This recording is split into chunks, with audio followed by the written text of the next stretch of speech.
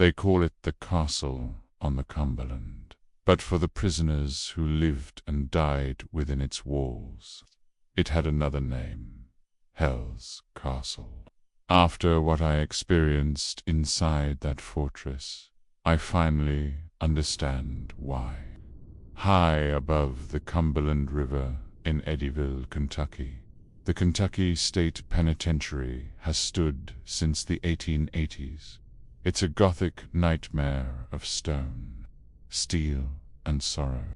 Its walls are 30 feet high, its windows are barred with heavy iron, and its history is soaked in blood. Executions, violent riots, suicides, murders. This place has seen it all.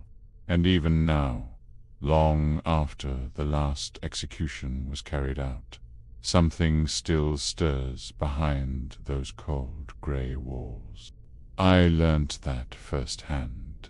A few years back, I was invited to film a short documentary about Kentucky's most haunted landmarks. Our crew got permission to tour a few locations, but the penitentiary was the one I dreaded most. When you see it in person, with its massive towers and sharp spires cutting through the fog rolling off the river, it feels alive. It feels like it's watching you. The guard on duty handed us our visitor badges and just laughed when I asked if the ghost stories were true.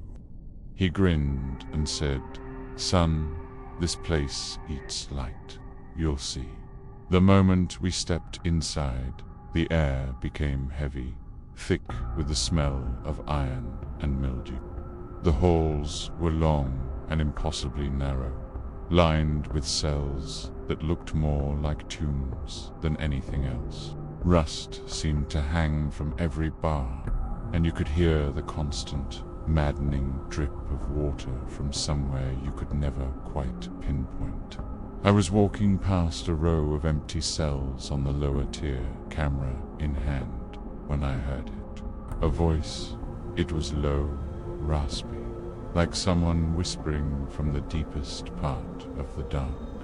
At first, I was sure it was one of the crew trying to spook me, but when I turned, they were all the way on the other side of the cell block, setting up lights. The whisper came again, closer this time. "You don't belong here." My blood ran cold. Just then, the light on my camera flickered violently, and then it happened. Every single cell door on the block rattled at once. A deafening crash of metal slamming against stone, an eruption of noise that echoed through the hall.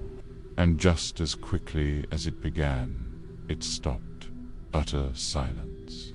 We decided to regroup and headed for the old death row wing, a part of the prison that hadn't housed an inmate in decades.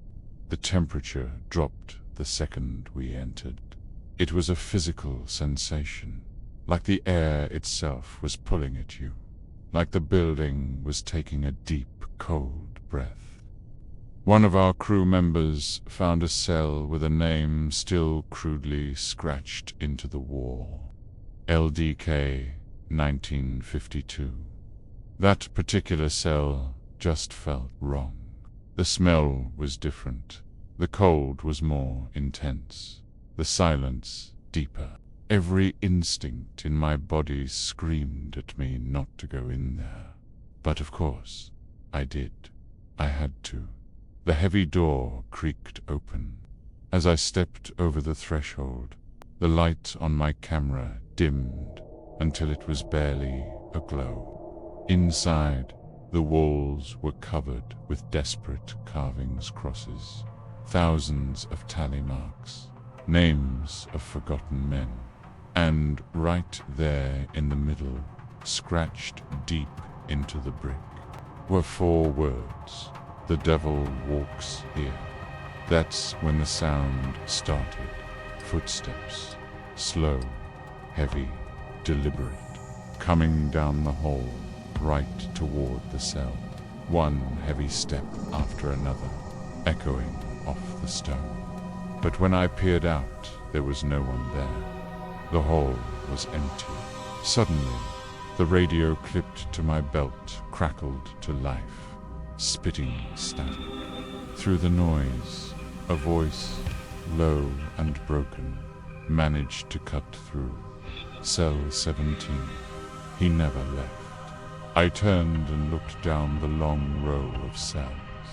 The door to cell 17 was open. It had been closed just moments before.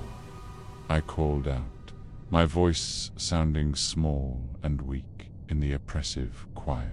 There was no answer, just that low hum again, like someone breathing softly in the dark right behind you. The air pressed against my chest, freezing cold, making it hard to breathe. And for a split second, I saw it, a shape, tall, impossibly thin, standing just beyond the bars of the open cell. It was just a silhouette, but I could have sworn its eyes burned red in the gloom. And then, just like that, it was gone. The crew found me back outside the cell block, pale and shaking. They told me I'd only been gone for about 5 minutes. But when I looked at my watch, it showed that 43 minutes had passed. When we reviewed the footage later, we hit another wall. Every camera had cut out at the exact same time, just a black screen, no sound, all except for one short, corrupted clip.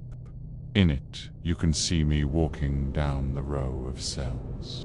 My flashlight flickers, and for just a frame, right behind me, a shadow moves out of cell 17 and into the hall.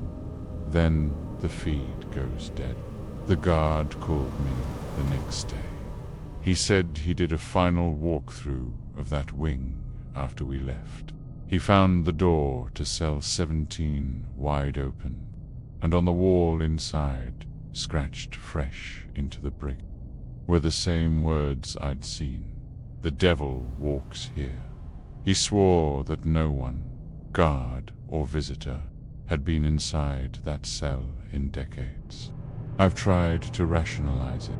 I've told myself it was just stress, tricks of the light, my own fear playing games with me.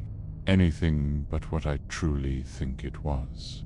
But every time I close my eyes, I can still hear it. The sound of those doors rattling in unison, that ghostly voice whispering from the darkness.